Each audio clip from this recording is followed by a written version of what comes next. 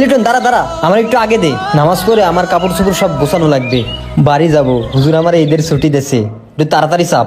হুজুর ছুটি দেছে? হ। এখন তাহলে কনে যাবি? বাড়ি? হ্যাঁ বাড়ি যাব। তোর বাড়িটা যেন কনে পড়েছে? খুলনা সোনাডাঙ্গা।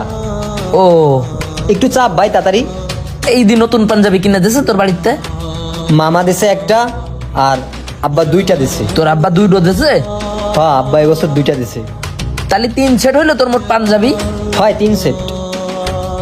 একটু তাড়াতাড়ি চাপ না ভাই।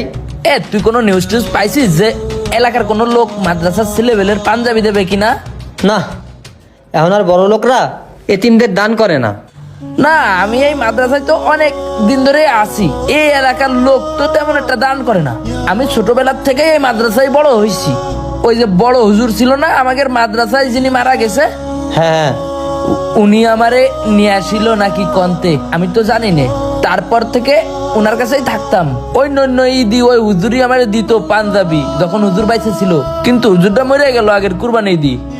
আর এখন গল্প করার সময় নাই ভাই, তুই একটু চাপ, আমার যাওয়া লাগবে। আর তুই আসবিনি কবে? এ বেটা কত মাস পরে বাড়ি যাচ্ছি, ছুটি কাটায় আরো 3-4 দিন আসতে লেট হবে। একটু দ্রুত আসিস, মাদ্রাসায় তো তোরা ছাড়া আমার কেউ নেই।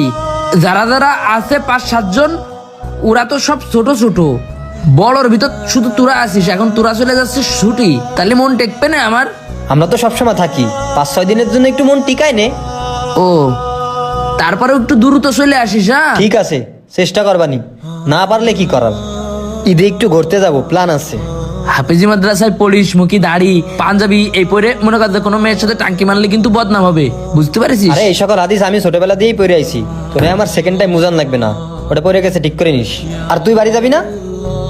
ওটা তো গুতো আমার ফেলাই দিলি। আর বাড়ি আমার আছে নাকি? আমি তো মাদ্রাসাতেই থাকি, বাড়ি কি করে যাব? আমি তো এই মাদ্রাসায় 6 মাস, তোর যে বাড়ি নেই এটা প্রথম শুনলাম। এ থাক, ঈদের পর এসে কথা হবে। হ্যাঁ আয়, দ্রুত নামাজ পড়তে আয়।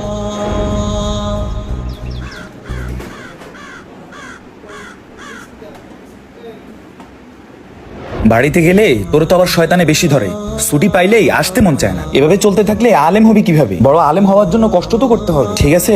ভালোভাবে পড়াশোনা না করলে কি ইফতা পড়তে পারতাম? তাই বলি, বড় আলেম হতে হলে অবশ্যই মেহনত করতে হবে। আর সবাই ছুটিতে গেলে ছুটি শেষ হওয়ার সাথে সাথেই চলে আসবা। হুজুর, তাহলে আমার ছেলেটা নিয়ে যাচ্ছি। ঠিক আছে, ইনশাল্লাহ 5 ওয়াক্ত নামাজ মসজিদে জামাতের সাথে আদায় করবা। আর মায়ের সঙ্গে বাবার সঙ্গে সদাচরণ করবা এবং তাদের কাজে সহযোগিতা করবা। ঠিক আছে ইনশাল্লাহ।